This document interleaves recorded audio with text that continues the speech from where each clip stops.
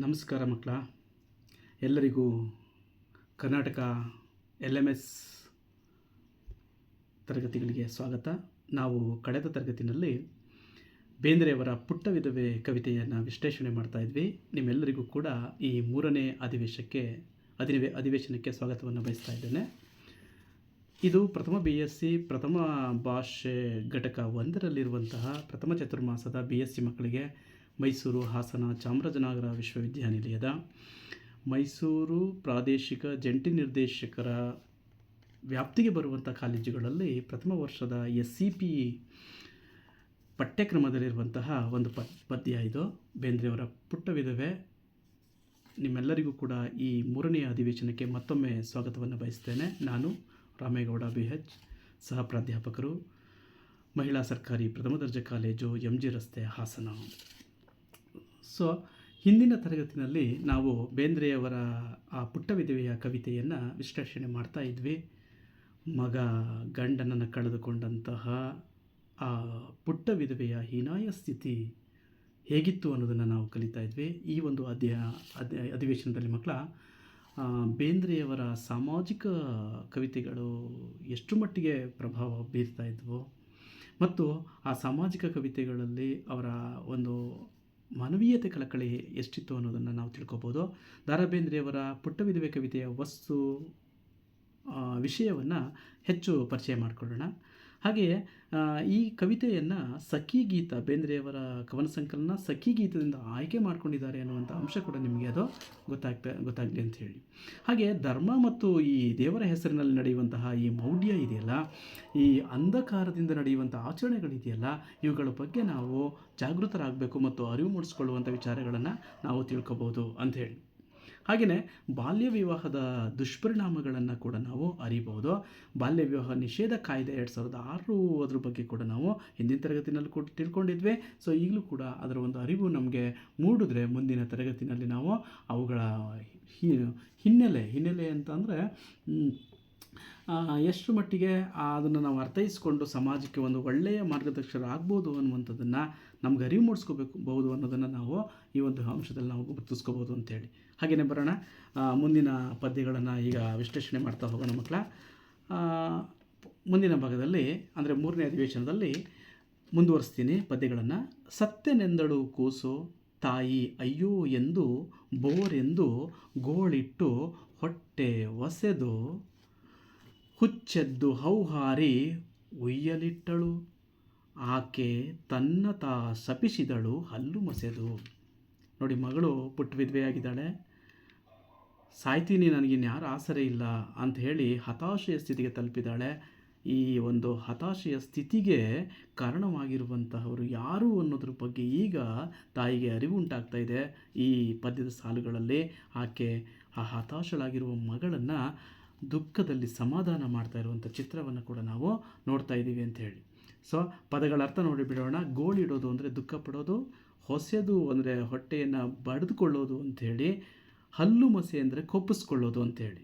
ಯಾಕೆ ಹಿಂಗೆ ಆಗೋಯ್ತಲ್ಲ ಅನ್ನುವಂಥ ಹಿನ್ನೆಲೆಯಲ್ಲಿ ಅದನ್ನು ಕೊಪ್ಪಿಸ್ಕೊಳ್ಳೋದು ಅಂಥೇಳಿ. ನೋಡಿ, ಈ ಒಂದು ಇಡೀ ಕವಿತೆಯಲ್ಲಿ ಬದುಕು ಬೇಸರ ಆಗೋಗಿರುತ್ತೆ ಆ ಪುಟ್ಟ ವಿಧವೆಗೆ. ತಾನು ಮಾಡದೇ ಇರುವ ತಪ್ಪಿಗೆ ಧರ್ಮದ ಹೆಸರಿನಲ್ಲಿ ಹಿರಿಯವರ ಮಾತಿಗೆ ಕಟ್ಟು ಬಿದ್ದು ಆಕೆ ವಿವಾಹ ಬಂಧನಕ್ಕೆ ಒಳಗಾಗಿರ್ತಾಳೆ.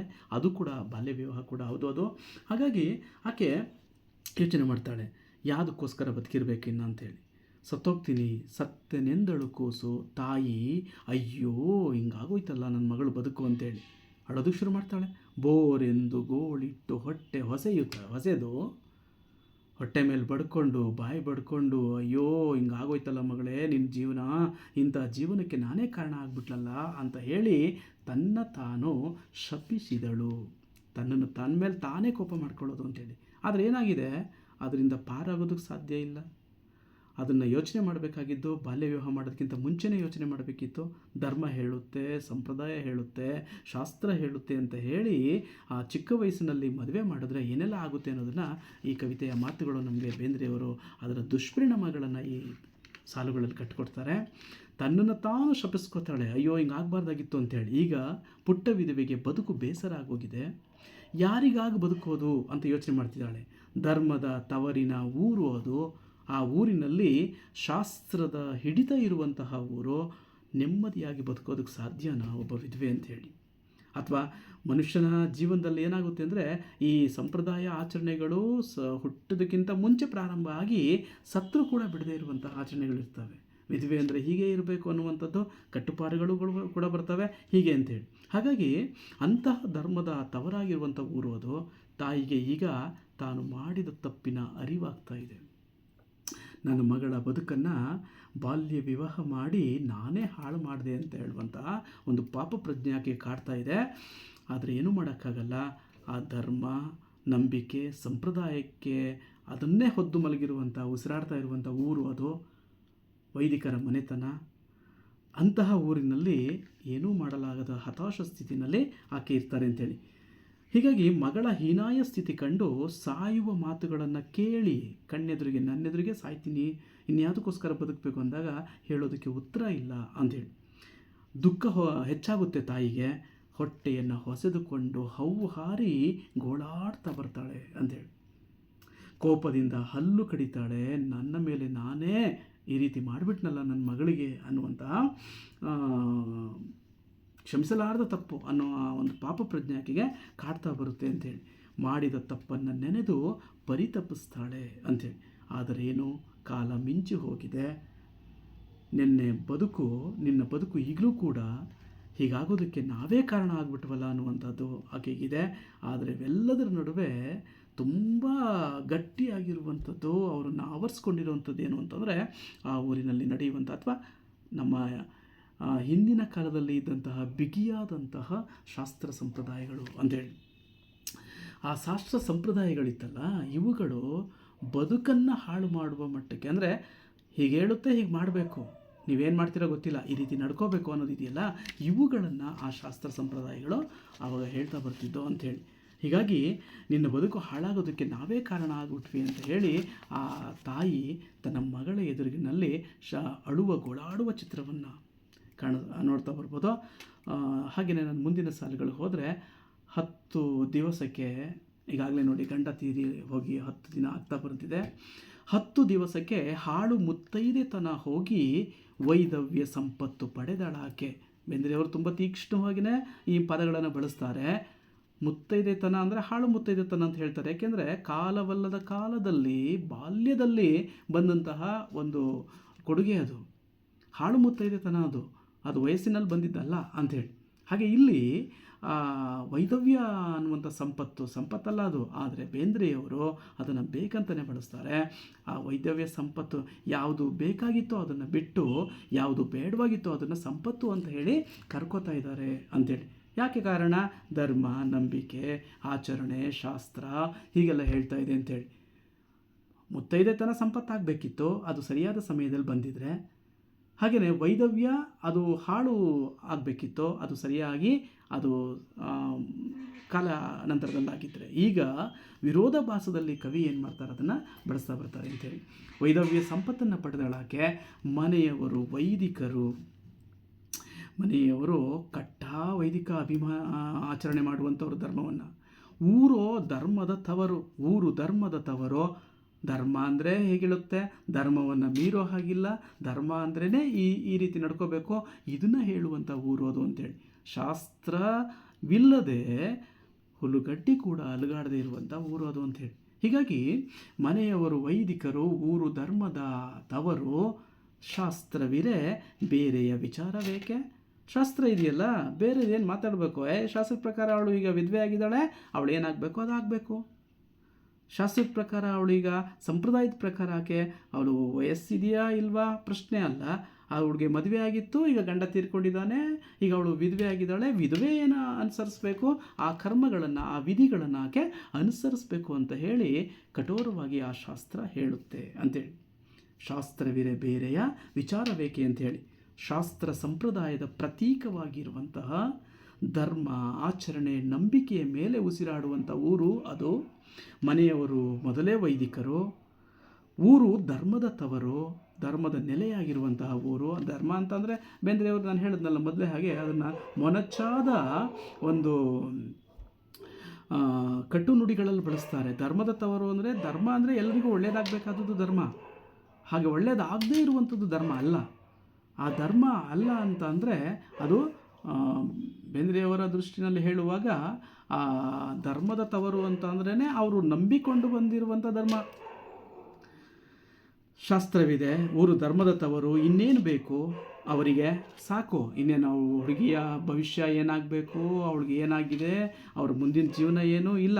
ಆ ಧರ್ಮ ಏನು ಹೇಳುತ್ತೋ ಅದನ್ನು ನಾವು ಕೇಳ್ತೀವಿ, ಧರ್ಮ ಏನು ಮಾತಾಡುತ್ತೋ ಅದನ್ನು ನಾವು ನಡೆಸ್ಕೊಂಡು ಹೋಗ್ತೀವಿ ಅಂತ ಹೇಳುವಂಥದ್ದು. ಅವರಿಗೆ ಶಾಸ್ತ್ರ ಇದ್ದ ಮೇಲೆ ಆ ಹುಡುಗಿ ಬದುಕು ಏನು ಬೇಕು, ಶಾಸ್ತ್ರವಿದೆ, ಇನ್ನೇನು ಬೇಕು ಅವರಿಗೆ ಅಂತೇಳಿ. ಜೀವ ಅಥವಾ ಜೀವನಕ್ಕಿಂತ ಶಾಸ್ತ್ರ ಮುಖ್ಯ ಅಂತ ಹೇಳಿ ನಂಬಿದಂಥ ಊರು ಅದು. ಹೀಗಾಗಿ 10ನೇ ದಿನಕ್ಕೆ 11ನೇ ದಿನ ತಿಥಿ ಮಾಡ್ತಾರೆ ಹಿಂದೂ ಸಂಪ್ರದಾಯದಲ್ಲಿ, ವೈದಿಕರಲ್ಲಿ ಕೂಡ ಅದು ಕೆಲವು ಕಡೆ ಇರುತ್ತೆ. 10ನೇ ದಿನಕ್ಕೆ ಆಕೆ ವೇಷ ಬದಲಾವಣೆ ಆಗುವಂಥ ಪರಿಸ್ಥಿತಿ ಬರುತ್ತೆ, ವೈಧವ್ಯವನ್ನು ತಯಾರಿ ಆಗಬೇಕಾದಂಥ ಪರಿಸ್ಥಿತಿ ಬರುತ್ತೆ. ಶಾಸ್ತ್ರ, ನಂಬಿಕೆ, ಆಚರಣೆ, ಈ ಸಂಪ್ರದಾಯಗಳು ಮನುಷ್ಯನನ್ನು ಹಿಂಡಿ ಹಿಪ್ಪೆ ಮಾಡಿಬಿಡ್ತವೆ ಅನ್ನೋದಕ್ಕೆ ಈ ಮಾತುಗಳೇ ಸಾಕ್ಷಿ ಅಂತೇಳಿ.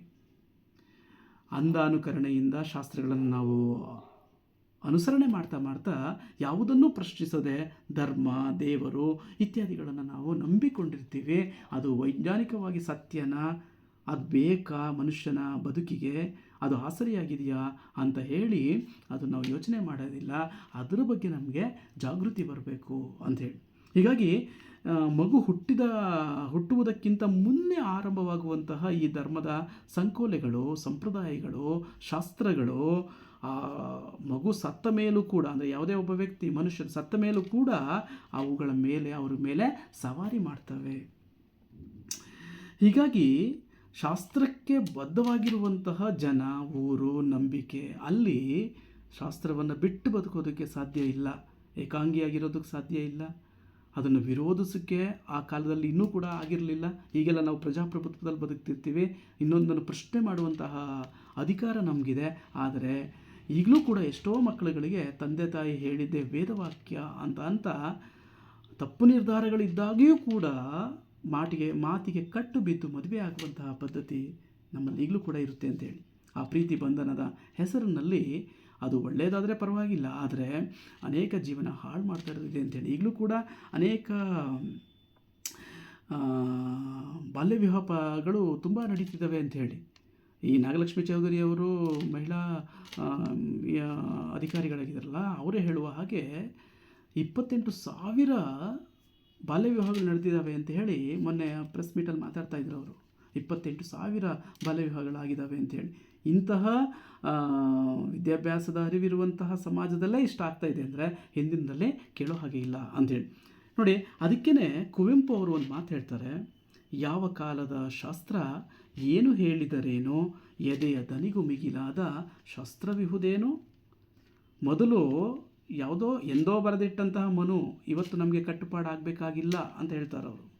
ಹಾಗೆಯೇ ಯಾವತ್ತೋ ಬರೆದಿರುವಂಥ ಶಾಸ್ತ್ರ ಬೇಕಾಗಿಲ್ಲ, ಅಥವಾ ಒಳ್ಳೆಯದಾಗಿದ್ದರೆ ಮಾತ್ರ ಇಟ್ಕೊಳ್ಳೋಣ, ಮನುಷ್ಯನ ಬದುಕಿಗೆ ಪೂರಕವಾಗಿದ್ದರೆ ಇಟ್ಕೊಳ್ಳೋಣ, ಇಲ್ಲ ಅಂದರೆ ಅದು ಕೂಡ ನಿರರ್ಥಕ ಅಂತ ಹೇಳ್ತಾರೆ. ಎದೆಯ ದನಿಗೂ ಮಿಗಿಲಾದಂತಹ ಶಾಸ್ತ್ರ ಇದೆಯಾ? ಮನುಷ್ಯ ಮೊದಲು ನಾವು ಬೆಲೆ ಕೊಡಬೇಕಾದದ್ದು ಮಾನವೀಯತೆಗೆ, ಮನಸ್ಸಿನ ಮಾತನ್ನು ಕೇಳಬೇಕು ಅಂತೇಳಿ. ಆ ಮನಸ್ಸಿನ ಮಾತಿಗೆ ಬೆಲೆ ಕೊಡಲಿಲ್ಲ ಅಂತ ಅಂದರೆ, ಮನುಷ್ಯರನ್ನು ಮನುಷ್ಯರನ್ನಾಗಿ ನೋಡಲಿಲ್ಲ ಅಂದರೆ ಆ ಧರ್ಮ ಯಾವುದೂ ಕೂಡ ಶ್ರೇಷ್ಠ ಧರ್ಮ ಅಂತ ಅನ್ನಿಸ್ಕೊಳ್ಳೋದಕ್ಕೆ ಸಾಧ್ಯ ಇಲ್ಲ. ಅದಕ್ಕೆ ಬಸವಣ್ಣ ಹೇಳೋದು, ದಯವೇ ಧರ್ಮದ ಮೂಲವಯ್ಯ ಅಂತ ಹೇಳ್ತಾರೆ.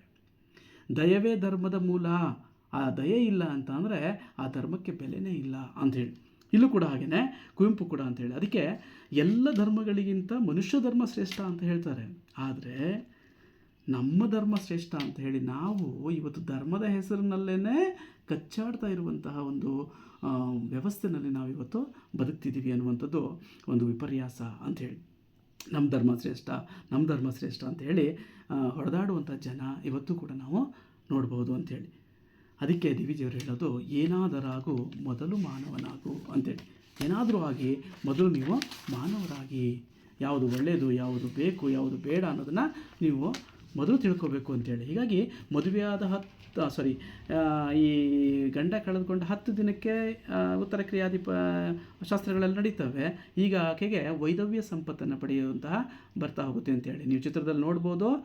ಆ ತಾಯಿ ತನ್ನ ಮಗಳಿಗೆ ಬಳೆ ಒಡೆಯುವ ಮೂಲಕ ವೈದವ್ಯದ ಆಚರಣೆಯನ್ನು ಮಾಡ್ತಾ ಇದ್ದಾಳೆ. ಕುಂಕುಮ ಸಹಜವಾಗಿ ಜನ್ಮಜಾತವಾಗಿ ಬಂದಂತಹ ಅರಿಶಿಣ, ಕುಂಕುಮ, ಹೂವು ಈ ಥರದ್ದೆಲ್ಲ ಇದೆಯಲ್ಲ, ಇವುಗಳನ್ನು ವೈದವ್ಯದಲ್ಲಿ ಅವರು ಬಳಸಬಾರ್ದು ಅನ್ನುವಂಥದ್ದು ನಿಯಮ, ಶಾಸ್ತ್ರ ನಿಯಮ. ಅದನ್ನು ಅವಳು ಪಾಲಿಸ್ತಿದ್ದಾಳೆ. ಆ ಮಗುವಿನ ಹಿಂದೆ ಏನು ಬೇಡ ಅಂಥೇಳಿ, ಈಗ ವಿಶೇಷಾರ್ಥದಲ್ಲಿ ಹೇಳುವಾಗ 10 ದಿನ ಕಳೆದೋಗಿದೆ ಅಂತ ಹೇಳಿದಾಗ ಅದು ದಿನದ ದಿನ ಅಂದರೆ ತಿಥಿ ಮಾಡುವಂಥ ದಿನ, ಊರು ಹಿಂದೂ ಧರ್ಮದ ತವರು ಅಂತ ಹೇಳುವ ಮಾತುಗಳಿದ್ದಾವಲ್ಲ, ಅದು ಶಾಸ್ತ್ರವನ್ನು ಮೀರೋದಕ್ಕೆ ಬಿಡದೇ ಇರುವಂಥ ಊರು, ತುಂಬ ಕಟ್ಟುಪಾಡು ಇರುವಂಥ ಊರು ಅದು ಅನ್ನೋದನ್ನು ಅದು ಗಮನಿಸ್ತಾ ಬರುತ್ತೆ ಅಂತೇಳಿ. ಹಾಗೆ ನಾನು ಮುಂದಕ್ಕೆ ಹೋಗ್ತೀನಿ. ಪುಟ್ಟ ವಿಧವೆ ಕವನದ ಮುಂದಿನ ಸ್ಟ್ಯಾಂಜಕ್ಕೆ ಹೋಗೋಣ. ತಲೆಬಾರ ಇಳಿದಿತ್ತು, ಅಂಗಾರ ಬೆಳೆದಿತ್ತು, ಮೈಯನ್ನು ಮುಚ್ಚಿತ್ತು ಕೆಂಪು ಸೀರೆ, ಆದರಯ್ಯೋ ಪಾಪ ಆಕೆ ಇನ್ನೂ ಮಗುವು, ಸಿಂಗಾರವಿರದೆ ಆ ಮಾತೆ ಬೇರೆ. ನೋಡಿ, ಕ್ಷಣ ಬರೀತಾರೆ ಬೇಂದ್ರೆಯವರು. ಅಂದರೆ ತಲೆಬಾರ ಇಳಿದಿತ್ತು, ತಲೆಬಾರ ಅಂದರೆ ಮಕ್ಕಳ ತಲೆ ಕೂದಲನ್ನು ಬೋಳಿಸ್ತಾರೆ, ತೆಗಿತಾರೆ, ನುಣ್ಣಗೆ ಮಾಡಿ ಎಲ್ಲವನ್ನು ಬುರುಡೆ ಮಾಡ್ತಾರೆ. ಅಂಗಾರ ಬೆಳೆದಿತ್ತು, ಅಂಗಾರ ಅಂದರೆ ಮಸಿ ಅಂತ ಅರ್ಥ, ಬೂದಿ ಅಂತ ಕರೀತಾರೆ, ಮಸಿ ಅಂತ ಕರೀತಾರೆ, ಅದನ್ನು ತಲೆಗೆಲ್ಲ ಹಚ್ಚೋದು. ಹಾಗೆಯೇ ಮೈಯನ್ನು ಮುಚ್ಚಿತ್ತು ಕೆಂಪು ಸೀರೆ. ಒಂದೊಂದು ಕಡೆ ಒಂದೊಂದು ಆಚರಣೆ ಇರುತ್ತೆ. ವಿಧವೆಯರಿಗೆ ಬಿಳಿ ಸೀರೆ ಉಡಿಸ್ತಾರೆ, ಕೆಲವು ಕಡೆ ಕೆಂಪು ಸೀರೆ ಉಡಿಸ್ತಾರೆ. ಅಂದರೆ ಆಕೆ ನೋಡಿದ ತಕ್ಷಣವೇ ವಿಧವೆ, ಗಂಡನನ್ನು ಕಳೆದುಕೊಂಡಿರುವಂಥವಳು, ಆಮೇಲೆ ಹತಭಾಗಿನಿ, ಏನೋ ಒಂದು ತಪ್ಪು ಮಾಡಿದಾಳೆ ಧರ್ಮದ ಹಿನ್ನೆಲೆಯಲ್ಲಿ ಆಕೆ ಪಾಪಿಷ್ಟಳು ಅನ್ನುವಂಥ ಅರ್ಥ ಬರುವ ಹಾಗೆ ನೋಡಿದ ತಕ್ಷಣ ಗೊತ್ತಾಗೋ ಥರ ಅವ್ರನ್ನ ವಿಧವೆಯ ರೂಪವನ್ನು ಕೊಡ್ತಾ ಹೋಗ್ತಾರೆ ಅಂತೇಳಿ. ಆದರಯ್ಯೋ ಪಾಪ ಆಕೆ ಇನ್ನೂ ಮಗುವು, ಆಕೆ ಇನ್ನೂ ಕೂಡ ಈಗ ತಾನೇ ಯೌವನಕ್ಕೆ ಬರ್ತಾ ಇರುವಂಥ ಮಗಳು, ಸಿಂಗಾರವಿರದೆ ಅವಳಿಗೆ ಆಸೆ ಇರಲ್ವಾ? ಅರಿಶಿಣ ಇಟ್ಕೋಬೇಕು, ಕುಂಕುಮ ಇಟ್ಕೋಬೇಕು, ಅಲಂಕಾರ ಮಾಡ್ಕೋಬೇಕು, ಹೂ ಮುಡಿಬೇಕು, ಆಸೆ ಇದ್ದೇ ಇರುತ್ತೆ ಮಕ್ಕಳಿಗೆ ಸಹಜವಾಗಿಯೇ. ಆದರೆ ಈ ಆಸೆಗಳಿಗೆ ಕಲ್ಲು ಹಾಕಿದವರು ಯಾರು ಅಂದರೆ ನಮ್ಮ ಶಾಸ್ತ್ರ ಸಂಪ್ರದಾಯ ಮತ್ತು ಆ ಬಾಲ್ಯ ವಿವಾಹ ಮಾಡಿದಂತಹ ಮನೆಯವರು ಅಂಥೇಳಿ. ಹಾಗಾಗಿ ಸಿಂಗಾರವಿರದೆ ಆ ಮಾತೆ ಬೇರೆ ಅಂಥೇಳಿ ಇಲ್ಲಿ ಮುದ್ದಾದ ಪುಟ್ಟ ವಿಧವೆಯನ್ನು ಧರ್ಮಶಾಸ್ತ್ರ ಸಂಪ್ರದಾಯದ ಆಚರಣೆ ಹಿನ್ನೆಲೆಯಲ್ಲಿ ವಿಕಾರಗೊಳಿಸುವಂಥದ್ದನ್ನು ನಾವು ನೋಡ್ಬೋದು. ಮಸಿ ಬಳಿದು ತಲೆಯೆಲ್ಲ ತೆಗೆಸಿ ಕೂದಲನ್ನು, ಮುತ್ತೈದೆಯ ಅಲಂಕಾರಗಳನ್ನೆಲ್ಲ ತೆಗೆದುಹಾಕಿ, ಕೆಂಪು ಸೀರೆ ಅಥವಾ ಬಿಳಿ ಸೀರೆಯನ್ನು ಹಾಕಿ, ಅಥವಾ ಇಲ್ಲಿ ಕೆಂಪು ಸೀರೆ ಅಂತ ಹೇಳ್ತಾರೆ, ಉಡಿಸಿ ವಿಧವೆಯ ವೇಷವನ್ನು ತೊಡಿಸೋದು ಅಂತೇಳಿ. ಸೊ ನಮ್ಮ ಕನ್ನಡ ಸಾಹಿತ್ಯದಲ್ಲಿ MK ಇಂದಿರಾ ಅವರ ಪಣಿಯಮ್ಮ ಅಂತ ಒಂದು ಕಾದಂಬರಿ ಇದೆ. ಆ ಕಾದಂಬರಿನಲ್ಲಿ ತಲೆ ಕೂದಲನ್ನು ಬೋಳಿಸುವಂತಹ ಒಂದು ಚಿತ್ರಣ ಸಹಜವಾಗಿಯೇ ಏನು ಹೇಳ್ತೀವಿ, ವಿಧವೆಗಳು ಹೇಗಿರ್ತಾರೆ, ವಿಧವೆಯರು ಅಂತ ಹೇಳ್ತೀವಲ್ಲ, ಅದನ್ನ ಹೇಳ್ತಾರೆ. ಸದಾ ಒಂದು ಚೂರು ಬಂದ ತಕ್ಷಣವೇ ಬೋಳಿಸ್ಬೇಕು, ವಿಕಾರ ಮಾಡಬೇಕು, ಅವ್ರನ್ನ ಯಾರು ನೋಡಬಾರ್ದು, ಅಥವಾ ನೋಡಿದ್ರೆ ಬೇರೆ ಥರ ಹಿತಕರ ಘಟನೆಗಳು ನಡೀಬೋದು, ಈ ಥರದ್ದೆಲ್ಲ ಆಲೋಚನೆ ಹಿನ್ನೆಲೆಯಲ್ಲಿ ಅವರನ್ನು ಕ್ರೂಪ ಮಾಡ್ತಾ ಹೋಗ್ತಾರೆ. ಹೀಗೆ ತಲೆ ಕೂದಲು ಬೆಳೆದ್ರೆ ಹಿಂಸೆ ಪಡಬೇಕಲ್ಲ ಅಂತಾನೆ ಆ ಪಣಿಯಮ್ಮ ಕಾಡಿನಿಂದ ತಂದಂತಹ ಒಂದು ಕಾಯನ್ನು ಗೆಜ್ಜಿ ತಲೆ ಕೂದಲುಗಳಿಗೆಲ್ಲ ಹಾಕೊಂಡ್ಬಿಡ್ತಾಳೆ. ತಲೆ ಕೂದಲು ಬೆಳೀತಾ ಇದ್ರೆ ತಾನೆ ಕ್ರೂಪಿ ಆಗಿಬಿಡೋಣ ಅಂಥೇಳಿ, ಅದೆಲ್ಲ ತಲೆ ಕೂದಲು ಬೇಡ ಅಂಥೇಳಿ ಬೆಳೆದೇ ಇರುವ ಕಾಯನ್ನು ಗೆಜ್ಜಿ ಆ ತಾಯಿ, ಆ ವಿಧವೆ ತಲೆಗೆ ಹಾಕೊಳ್ಳುವಂಥದ್ದು, ವಿಧವೆಯರ ಹತಾಶ ಸ್ಥಿತಿಯನ್ನು ಅಲ್ಲೂ ಕೂಡ MK ಇಂದಿರಾ ಅವರು ಚಿತ್ರಿಸ್ತಾರೆ. ಅದೇ ಥರದ ಒಂದು ಮಾತುಗಳು ಇವು ಮಕ್ಕಳ. ಎಷ್ಟು ಮಟ್ಟಿಗೆ ಆ ವಿಧವೆಯನ್ನು ವಿಕಾರ ಮಾಡಿಬಿಟ್ರು ಅನ್ನೋದನ್ನು ಈ ಒಂದು ಭಾಗಗಳು ನಮಗೆ ಮಾತುಗಳು ತಿಳಿಸ್ಕೊಡ್ತಾ ಬರ್ತವೆ ಅಂಥೇಳಿ. ಆದರೆ ಬೇಂದ್ರೆ ಹೇಳ್ತಾರೆ, ಆದರೆ ಅಯ್ಯೋ ಪಾಪ ಚಿಕ್ಕವಳು, ಶೃಂಗಾರವಿರದೇಕೆ. ಸೊ ಶೃಂಗಾರವಿರದೆ ಅವಳಿಗೆ ಒಂದು ಸ್ಟೇಷಿಯಾಗಿ ಬಳಸ್ತಾರೆ ಅವರು. ಶೃಂಗಾರವಿರದೆ ಅದು ಶೃಂಗಾರ ಮಾಡ್ಕೋಬೇಕು ಅನ್ನುವಂಥ ಆಸೆ ಕೂಡ ಅವಳಿಗಿದೆ. ಅದೇ ಕಾಲಕ್ಕೆ ಅವಳಿಗೆ ಈಗ ಏರು ಜೌವನ ಬರ್ತಾ ಇದೆ, ವಯಸ್ಸಿರುವಂಥವಳು, ಶೃಂಗಾರವಿದೆ ಅವಳಿಗೆ ಅನ್ನುವಂಥದ್ದನ್ನು ಕೂಡ ಆ ಮಾತುಗಳು ನಮಗೆ ತೋರ್ಪಡಿಸ್ತಾ ಬರ್ತವೆ. ಹಾಗಾಗಿ ಆದರೆ ಅಲಂಕಾರ ಮಾಡ್ಕೊಳ್ಳೋಂಗಿಲ್ಲ ಅವಳು, ಮಾಡ್ಕೊಳ್ಬೇಕು ಅಂತ ಅನಿಸಿದ್ರು ಮಾಡ್ಕೊಳ್ಳೋ ಹಾಗಿಲ್ಲ. ಜೊತೆಗೆ ಪುಟ್ಟ ವಿಧವೆ, ಈಗ ಅವಳು ಏರು ಜೌವನದ ಸುಂದರ ಹುಡುಗಿ ಕೂಡ ಅವಳು. ಹೌದು, ಈ ವಯಸ್ಸಿನಲ್ಲಿ ಧರ್ಮ, ಸಂಪ್ರದಾಯ, ಶಾಸ್ತ್ರ, ನಂಬಿಕೆ ಇವುಗಳ ಹೊಡೆತದಿಂದ ಆಕೆ ಜರ್ಜರಿತವಾಗಬೇಕಾದಂತಹ ಅನಿವಾರ್ಯತೆಗೆ ಆಕೆ ಬಂದುಬಿಡ್ತಾಳೆ ಅಂಥೇಳಿ. ಇಂತಹ ಸನ್ನಿವೇಶವನ್ನು ಆ ಮಗು ಎದುರಿಸಬೇಕಾಗುತ್ತೆ ಅಂಥೇಳಿ. ತಲೆಬಾರ ಅಂದರೆ ತಲೆ ಕೂದಲು, ಅಂಗಾರ ಅಂದರೆ ಬೂದಿ ಅಥವಾ ಮಸಿ ಅಂತ ಕರೀತಾರೆ. ಶೃಂಗಾರ ಅಂತ ಅಂದರೆ ಸಿಂಗಾರ ಅಥವಾ ಶೃಂಗಾರ ಸಮತದ್ಭವ, ಸೌಂದರ್ಯ ಅನ್ನುವಂಥ ಅರ್ಥದಲ್ಲಿ ಇಲ್ಲಿ ಆಕೆ ವಯಸ್ಸನ್ನು ಕೂಡ ಅದು ತಿಳಿಸ್ತಾ ಹೋಗುತ್ತೆ ಅಂತೇಳಿ. ಸೊ ನೆಕ್ಸ್ಟ್ ಮುಂದಿನ ಪದ್ಯಕ್ಕೆ ಹೋಗ್ತೀನಿ. ಪುಟ್ಟ ವಿಧವೆ ಕವನದಲ್ಲಿ ಹಿಟ್ಟು ಅವಲಕ್ಕಿಗಳ ಮೂಲಕ್ಕೆ ಹುಟ್ಟಿದಳೋ, ಹೂಬತ್ತಿ ಹೊಸೆಯಲಿಕೆ ಮೈ ತಳೆದಳೋ ಎಂಬಂತೆ ಬಾಳ ಕಳೆದಳು ಬಾಲೆ, ಹೂಮಾಲೆ ಮುಳ್ಳು ಕಂಟಿಯ ಮೇಲೆ ತಾನೆಳೆದಳೋ ಅಂಥೇಳಿ. ನೋಡಿ, ಹಿಟ್ಟು ಅವಲಕ್ಕಿಗಳ, ನೋಡಿ ಉಡುಪು ಶೃಂಗಾರ ಎಲ್ಲ ಬಿಡಿಸಿದ್ದಾಯಿತು, ಇನ್ನು ತಿನ್ನುವ ಊಟ, ತೆಗೆದುಕೊಳ್ಳುವ ಪಾನೀಯ, ನೀರು ಹೇಗಿರಬೇಕು ಅವಳು ಆಹಾರ ಪದ್ಧತಿ ಅಂಥೇಳಿ, ಉಡುಗೆ ತೊಡುಗೆಗಳೆಲ್ಲ ಹೇಗಿರಬೇಕು ಅಂತ ನೋಡೋದ್ವಿ ಕ್ರೂರತೆಯನ್ನು. ಈಗ ಊಟ ಮಾಡುವ ಊಟ ಹೇಗಿರಬೇಕಂತೇಳಿ ನೋಡಿ, ಉಡುಪು ಶೃಂಗಾರ ಇವೆಲ್ಲ ಬಿಡಿಸಿ ತಿನ್ನುವ ಆಹಾರದಲ್ಲಿ ಕೂಡ ಕಟ್ಟುಪಾಡುಗಳನ್ನು ತರುತ್ತೆ ಈ ಸಂಪ್ರದಾಯ ಅಂತ ಹೇಳಿ. ಇದನ್ನೇ ತಿನ್ನಬೇಕು ಅವರು, ಅವರ ಆರೋಗ್ಯ ಹಿನ್ನೆಲೆ ಅಥವಾ ಏನು ಹೇಳ್ತೀವಿ ಅದಕ್ಕೆ, ವಯೋಸಹಜ ಆಸೆಗಳು ಕೆರಳದ ಹಾಗೆ ಸಪ್ಪೆ ಊಟಗಳನ್ನು ಮಾಡಬೇಕು ಅನ್ನುವಂಥದ್ದು ಅಂಥೇಳಿ. ಹಿಟ್ಟು ಅವಲಕ್ಕಿ ಸಪ್ಪೆ ಪದಾರ್ಥಗಳನ್ನು ಮಾತ್ರ ತಿನ್ನಬೇಕು ಆ ವಿಧವೆ, ಪುಟ್ಟ ವಿಧವೆ. ವಯೋಸಹಜ ದೈಹಿಕ ಆಸೆಗಳನ್ನು ಕೆರಳಿಸುವಂಥ ಉಪ್ಪು, ಹುಳಿ, ಖಾರ ಇವುಗಳನ್ನು, ರುಚಿಯಾದ ಅಡುಗೆಯನ್ನು ಕೂಡ ಆಕೆ ತಿನ್ನೋ ಹಾಗಿಲ್ಲ. ತಿಂದರೆ ಎಲ್ಲಿ ನಮ್ಮ ಸಂಪ್ರದಾಯ ಮೀರಿ ಆಕೆ ಬೇರೆ ಕಡೆಗೆ ವಾಲಿಬಿಡ್ತಾಳೋ ಅನ್ನುವಂತಹ ಮಾತುಗಳು, ಕಟ್ಟುಪಾಡುಗಳು ನಮಗೆ ಅದು ಕಾಣಿಸುತ್ತೆ ಅಂಥೇಳಿ. ಹೀಗಾಗಿ ಪಾಪ ಮಾಡಿದವಳು ಅನ್ನುವಂಥದ್ದು ಏಕಿದ್ದಾಳೆ, ಅವಳು ವಿಧವೆ ಆಗಿರ್ತಾಳೆ, ಪಾಪ ಮಾಡಿದ್ರಿಂದನೇ ವಿಧವೆ ಆಗಿದ್ದಾಳೆ. ಈ ಜನ್ಮದಲ್ಲಿ ಅವಳು ದೇವರಿಗೆ ಸೇವೆ ಮಾಡ್ತಾ ಕಾಲ ಕಳಿಬೇಕು. ಉಳಿದ ಜೀವನವನ್ನು ಹೇಗೆ ಮಾಡಬೇಕು? ಹಿರಿಯರು, ತಂದೆ ತಾಯಿಗಳು ಏನು ಕೆಲಸ ಕೊಡ್ತಾರೋ ಅವುಗಳನ್ನು ಮಾಡಬೇಕು. ಅದರ ನಿವಾರಣೆಗಾಗಿ ದೇವರಿಗೆ ಹೂ ಬತ್ತಿ ಹೊಸಿಬೇಕು, ಹೂ ಕಟ್ಟಬೇಕು, ಬತ್ತಿ ಹೊಸಿಬೇಕು. ಹಾಗೆಯೇ ಅದೇ ಕಾಯಕವನ್ನು ಮಾಡ್ತಾ ಇಡೀ ಬದುಕನ್ನು ಆಕೆ ಜೀವನವನ್ನು ಕಳಿಬೇಕು ಅಂತೇಳಿ. ಜೀವನವನ್ನು ಮತ್ತೊಂದು ಮದುವೆ ಆಗುವ ಹಾಗಿಲ್ಲ, ವಿಧವಾ ವಿವಾಹ ಅಥವಾ ಇತ್ತೀಚೆಗೆಲ್ಲ ಆಗ್ತಾ ಇರುವಂಥದ್ದು ಇವತ್ತಿನ ಒಂದು ಜಾಗೃತಿಯ ಫಲವಾಗಿ. ಆದರೆ ಈ ಹಿಂದಿನ ಕಾಲದಲ್ಲಿ ಈ ಎಲ್ಲ ಅವಕಾಶಗಳು ನಿಷಿದ್ಧ ಇದ್ದಂಥ ಕಾಲ. ಗಂಡ ಸತ್ತರೆ ಗಂಡನ ಶವದ ಜೊತೆಯಲ್ಲಿಯೇ ಅವಳನ್ನು ಸುಡುವಂತಹ ಸತಿ ಪದ್ಧತಿ ಇದ್ದಂತಹ, ಹೀನಾಯ ಪದ್ಧತಿ ಇದ್ದಂತಹ ಕಾಲ ಆಗಿರ್ತು ಹಿಂದಿನ ಕಾಲದಲ್ಲಿ ಅಂಥೇಳಿ. ಹೀಗಾಗಿ ಶಾಸ್ತ್ರ ಸಂಪ್ರದಾಯಗಳ ಪ್ರಕಾರ ಆಕೆ ಈಗ ವಿಧವೆ ಆಗಿದ್ದಾಳೆ. ದೇವರಿಗೆ ಸೇವೆ ಮಾಡೋದಕ್ಕಷ್ಟೇ ಆಕೆ ಜೀವನ ಮುಡುಪಾಗಿರುತ್ತೆ. ಹಾಗಾಗಿ ಶುಭ ಸಮಾರಂಭಗಳಿಗೆ ಅವಳು ಹೋಗೋ ಹಾಗಿಲ್ಲ, ಶುಭ ಸಮಾರಂಭಗಳಲ್ಲಿ ಆಕೆ ಪಾಲ್ಗೊಳ್ಳೋ ಹಾಗಿಲ್ಲ. ಯಾಕೆ ಅಂದರೆ ಅವಳೇ ಅಪಶಕುನ ಅನ್ನುವಂಥದ್ದು ಬಂದುಬಿಟ್ಟಿರುತ್ತೆ ಅಂಥೇಳಿ. ಅವಮಾನ ಮಾಡ್ತಾರೆ. ಗಂಡನನ್ನು ಕಳೆದುಕೊಂಡಂದರೆ ಮುತ್ತೈದೆ ಅಲ್ಲದೆ ಇರುವಂತಹ ಈಕೆ ವೈಧವ್ಯ ಇವಳು ಅಂಥೇಳಿ.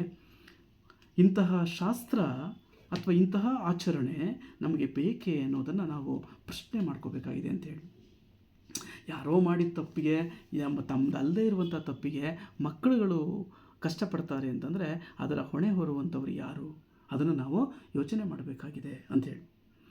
ಸುಂದರವಾದ ಹೂವಿನ ಮಾಲೆಯ ಹಾಗೆ ಇದ್ದಂತಹ ಬದುಕು ಅವಳದು.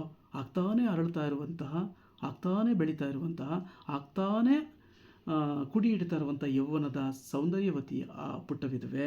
ಆದರೆ ಏನಾಗಿದೆ, ಸುಂದರವಾದ ಹುಮಾಲೆ ಅಂತಿದ್ದ ಬದುಕನ್ನು ಆಕೆ ಮುಳ್ಳು ಕಂಟಿಯ ಮೇಲೆ ಎಳೆದುಕೊಂಡಂತಾಗಿದೆ.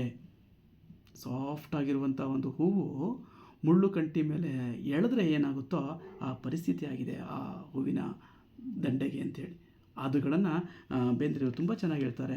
ಆ ಪುಟ್ಟ ವಿಧವೆಯನ್ನು ಹೂವಿಗೂ ಇಡೀ ಸಮಾಜದ ಸಂಪ್ರದಾಯ, ಆಚರಣೆ, ನಂಬಿಕೆ ಇವುಗಳನ್ನು ಆ ಮುಳ್ಳು ಕಂಟಿ ಹೋಲಿಸ್ತಾರೆ. ಇವು ಚುಚ್ಚುತ್ತವೆ ಮನುಷ್ಯನಿಗೆ ಅಂಥೇಳಿ. ಅವು ಹೂವಾಗಬೇಕಾದವು ಮುಳ್ಳುಗಳಾಗಿ ಚುಚ್ಚುತ್ತಾ ಇದ್ದಾವೆ. ಅಂಥ ಸಂಪ್ರದಾಯ ನಮಗೆ ಬೇಕಾ ಅಂತ ಹೇಳಿ ಯೋಚನೆ ಮಾಡಿ ಅನ್ನೋದನ್ನು ಬೇಂದ್ರೆಯವರು ಅದನ್ನು ಹೇಳ್ತಾ ಬರ್ತಾರೆ ಅಂಥೇಳಿ. ಹೀಗಾಗಿ ನಿಟ್ಟುಸಿರ ಸರದಲ್ಲಿ ಕಂಬನಿಯ ಪೋಣಿಸುತ್ತ ಪುಟ್ಟ ವಿಧವೆಯು ಪುರಾಣಕ್ಕೆ ಬರಲು ಗುಡಿಯ ಮೂರ್ತಿಗೆ ಮಂಕು ಹಿಡಿದು ಆಚಾರ್ಯರಿಗೂ ಉರುಲಿಕ್ಕಿದಂತೆ ಬೆಗಿದಿತ್ತು ಕೊರಳು ಅಂಥೇಳಿ. ಸೊ ಕಂಬನಿ ಅಂದರೆ ಕಣ್ಣಿನ ಪನಿ ಅಂತ ಕರಿತೀವಿ, ಕಣ್ಣೀರು ಅಂಥೇಳಿ. ಉರುಳು ಅಂದರೆ ನೇಣು ಅಥವಾ ಹಗ್ಗ ಅಂಥೇಳಿ. ಕೊರಲು ಅಂದರೆ ಕುತ್ತಿಗೆ ಅಥವಾ ಗಂಟಲು ಅಂತ ಕರಿತೀವಿ. ಸೊ ಆ ಥರದ್ದು ಅಂತೇಳಿ. ನೋಡಿ ಇಲ್ಲೇನಾಗಿದೆ, ಅವಳು ದೇವರ ನಾಮಗಳನ್ನು ಹಾಡುವ ದೇವಸ್ಥಾನಗಳಿಗೆ ಬಂದಾಗ ಕೇಳಿಸ್ಕೊಳ್ಳೋದಕ್ಕೆ ನಿಟ್ಟುಸಿರ ಸರದಲ್ಲಿ ಕಂಬನಿಯ ಪೋಣಿಸುತ್ತ, ನಿಟ್ಟುಸಿರ ಸರ ಇಲ್ಲಿ ಕುವೆಂಪು ಅವರು ಶ್ಲೇಷೆಯಾಗಿ ಬಳಸ್ತಾರೆ. ನಿಟ್ಟು ಉಸಿರಿನ ಸ್ವರ ಧ್ವನಿ, ಅಯ್ಯೋ ಹಿಂಗಾಗೋಯ್ತಲ್ಲ ಅಂತ ಯೋಚನೆ ಮಾಡೋದು. ಅದೇ ಸಮಯದಲ್ಲಿ ಆಕೆ ಕಣ್ಣಿನ ಹನಿಯ ಮೂಲಕ ಮುತ್ತಿನ ಹಾರವನ್ನು ಪೋಣಿಸ್ತಾ ಇದ್ದಾಳೆ. ಆ ಹಾರಕ್ಕೆ ಹಾಕ್ತಾ ಇರುವಂಥ ಮಣಿಗಳು ಯಾವುದು ಅಂದರೆ ಅವಳ ಕಣ್ಣೀರು ಅಂತೇಳಿ. ಹೀಗಾಗಿ ನಿಟ್ಟುಸಿರ ದಾರದಲ್ಲಿ ಪೋಣಿಸ್ತಾ ನಿಡುಸುಯ್ಯುತ್ತಾಳೆ. ಅಯ್ಯೋ, ಹೆಜ್ಜೆ ಹೆಜ್ಜೆಗೂ ತಾನು ಮಾಡದ ತಪ್ಪಿಗೆ ಹೀಗೆ ಅನುಭವಿಸ್ಬೇಕಾದಂಥ ಪರಿಸ್ಥಿತಿ ಬಂತಲ್ಲ ಅಂಥೇಳಿ ಯಾಕೆ ಯೋಚನೆ ಮಾಡ್ತಿದ್ದಾಳೆ ಅಂಥೇಳಿ. ಆದರೆ ಏನು ಮಾಡೋದು, ಆ ನೋವು ಸಂಕಟಗಳನ್ನೇ ಉಸಿರಾಗಿಸ್ಕೊಂಡು ಬದುಕಬೇಕಾಗಿದೆ. ಆ ಸಂಕಟಗಳಿಂದ ಕೂಡಿದಂಥ ಉಸಿರು ಹೊಡೆದು ಅದನ್ನೇ ಅನುಸರಿಸಲೇಬೇಕು, ಅದನ್ನೇ ಉಸಿರಾಡಬೇಕು. ಯಾಕೆ ಅಂದರೆ ಹಿಂದೆ ಹೇಳಿದಾಗೆ ಊರು ಧರ್ಮದ ತವರಾಗಿದೆ ಅಂಥೇಳಿ. ಎಂದಾದರೊಮ್ಮೆ ದೇವಸ್ಥಾನಕ್ಕೆ ಬರ್ತಾಳೆ. ದೇವರ ಮೂರ್ತಿಗೆ ದೇವಾಲಯಕ್ಕೆ ಬಂದು ಪುರಾಣ ಕೇಳಬೇಕು ಅಂತ ಬಂದಾಗ, ದೇವಸ್ಥಾನಗಳಲ್ಲಿ ಪುರಾಣ ಕಥೆಗಳನ್ನು ಓದಿಸ್ತಿರ್ತಾರೆ. ಅದನ್ನು ಕೇಳಬೇಕು ಅಂತ ಬಂದಾಗ ಆ ದೇವರ ಮೂರ್ತಿಗೂ ಕೂಡ ಮಂಕು ಬಡಿದಂತಾಗುತ್ತೆ ಅಂಥೇಳಿ. ದೇವರು ದೇವರಾಗೇ ಇರ್ತಾನೆ, ನಾವೇ ಹರಕೆ ಕಟ್ಕೊಳ್ಳೋದು ಹಿಂಗೆ ಮಾಡ್ತೀವಿ ಹಂಗೆ ಮಾಡ್ತೀವಿ ಅಂತೇಳಿ. ಅದೇ ಥರ ದೇವರ ಹೆಸರಿನಲ್ಲಿ ಇಷ್ಟೆಲ್ಲ ಅನಾಚಾರಗಳನ್ನು ಮಾಡ್ತಿದ್ದಾರಲ್ಲ ಈ ಜನ, ಅರಿವಿಲ್ಲದ ಜನ ಅಂತ ಹೇಳಿ ದೇವರಿಗೆ ಮಂಕು ಬಂದ ಹಾಗೆ ಆಗಿದೆ, ಮಂಕು ಕವಿದ ಹಾಗೆ.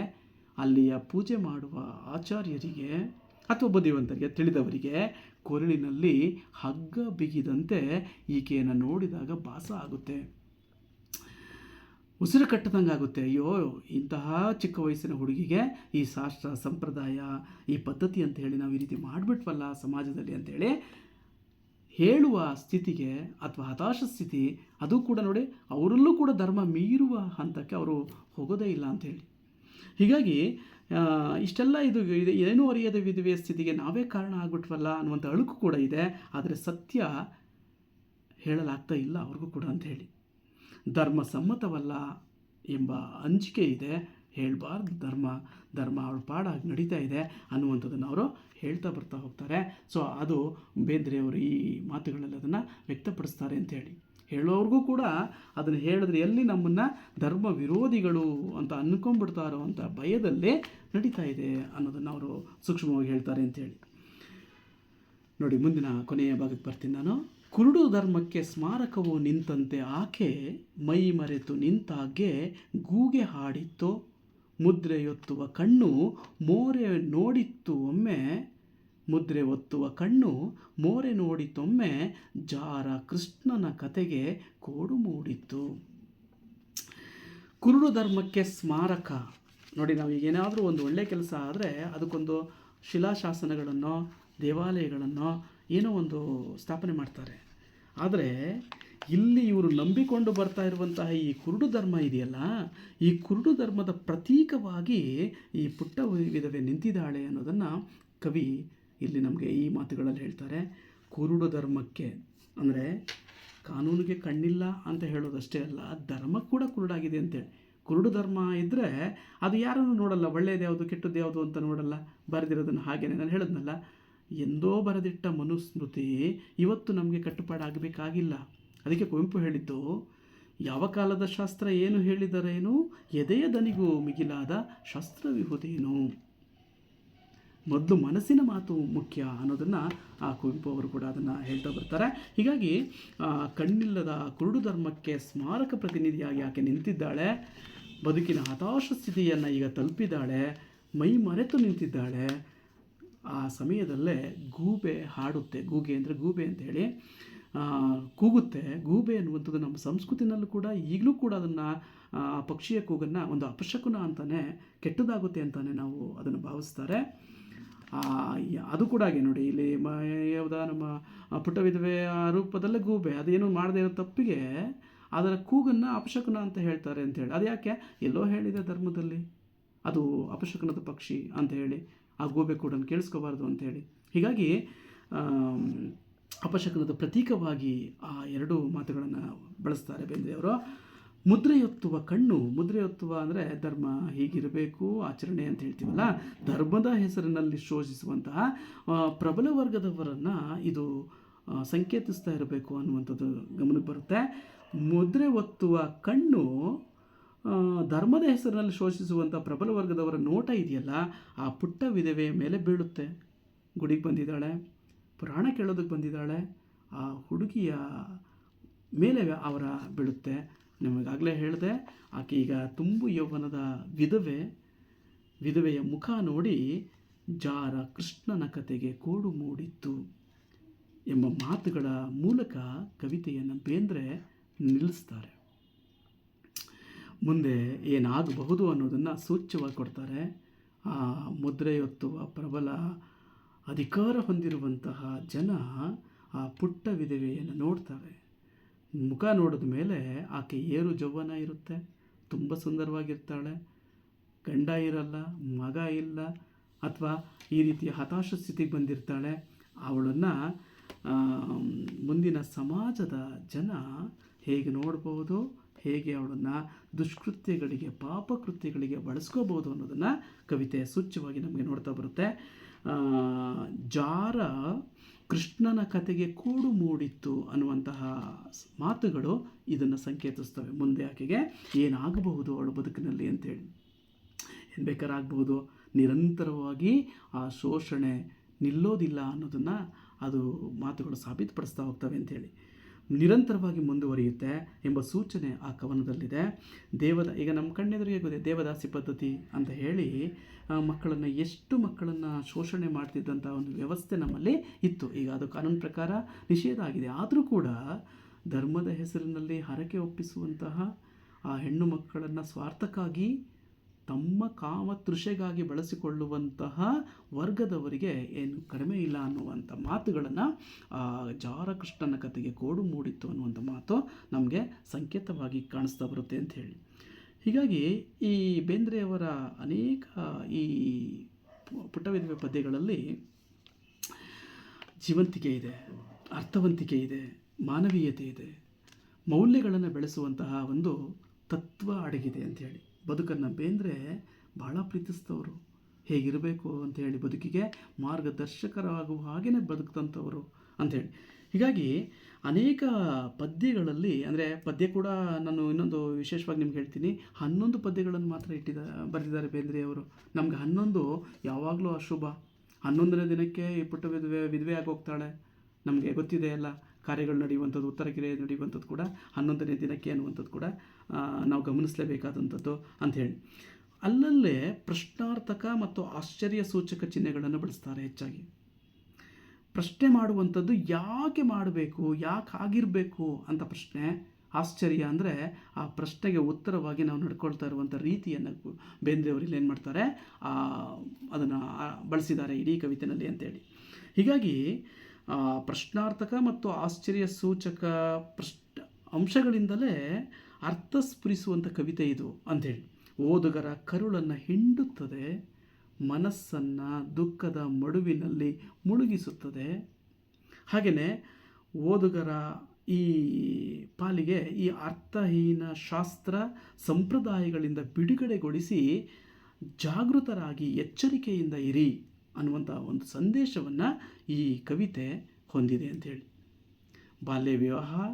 ಬಾಲ್ಯ ವಿವಾಹದಿಂದಾಗುವಂಥ ದುಷ್ಪರಿಣಾಮಗಳು, ಅಂಧಾನುಕರಣೆಯಾಗಿ ನಾವು ಮಾಡ್ತಾ ಇರುವಂತಹ ಶಾಸ್ತ್ರಗಳು, ಯಾವುದನ್ನೂ ಪ್ರಶ್ನೆ ಮಾಡದೆ ಎಲ್ಲವನ್ನೂ ಕೂಡ ಒಪ್ಪಿಕೊಳ್ಳುವ ನಿಲುವಿಗೆ ಬಂದಿರುವಂತಹ ಒಂದು ವ್ಯವಸ್ಥೆ ಇದೆಯಲ್ಲ, ಇದನ್ನು ನೀವು ಪ್ರಶ್ನೆ ಮಾಡಬೇಕು. ಸತ್ಯ ಯಾವುದು, ಮನುಷ್ಯನ ಹಿತ ಕಾಯುವಂಥದ್ದು ಯಾವುದು, ಅದನ್ನು ಮಾತ್ರ ನಾವು ಒಪ್ಕೋಬೇಕು ಅಂತ ಹೇಳಿ ಆ ಒಂದು ಮಾತುಗಳನ್ನು ಈ ಕವಿತೆಯನ್ನು ಬೇಂದ್ರೆಯವರು ಮುಗಿಸ್ತಾರೆ.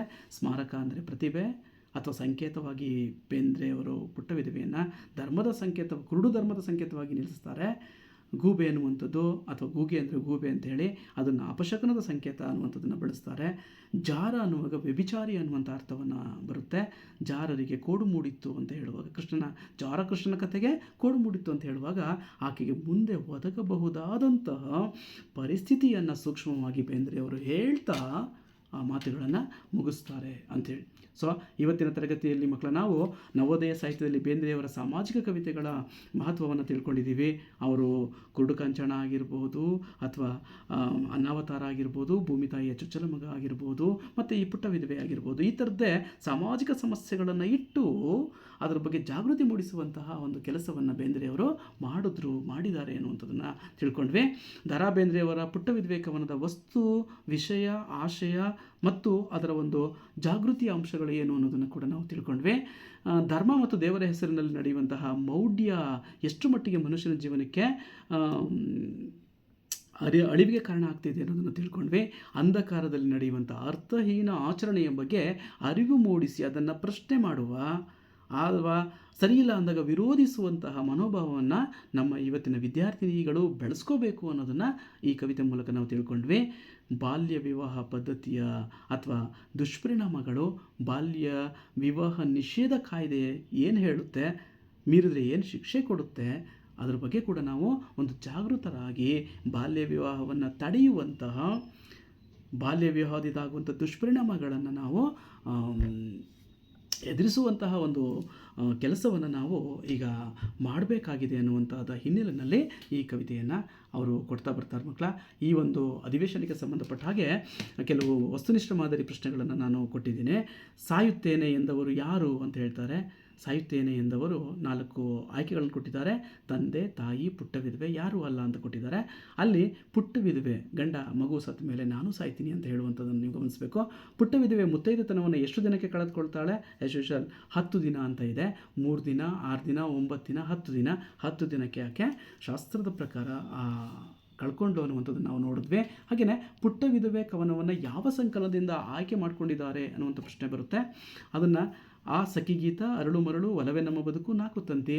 ಇಲ್ಲಿ ಉತ್ತರ ಆ ಇದೆಯಲ್ಲ, ಸಖಿಗೀತದಿಂದ ಆಯ್ಕೆ ಮಾಡ್ಕೊಂಡಿರೋದು ಈ ಕವಿತೆಯನ್ನು, ಸಖಿಗೀತವನ್ನು ಗುರುತಿಸಬೇಕು ಅಂತೇಳಿ. ಒಲವೇ ನಮ್ಮ ಬದುಕು, 4 ತಂತಿ, ಅರಳು ಮರಳು ಅವ್ರದ್ದೇ ಕೃತಿಯಾಗಿದ್ದರೂ ಕೂಡ ಈ ಕವಿತೆಯನ್ನು ಆಯ್ಕೆ ಮಾಡ್ಕೊಂಡಿರುವಂಥದ್ದು ಸಖಿಗೀತದಿಂದ ಅಂಥೇಳಿ.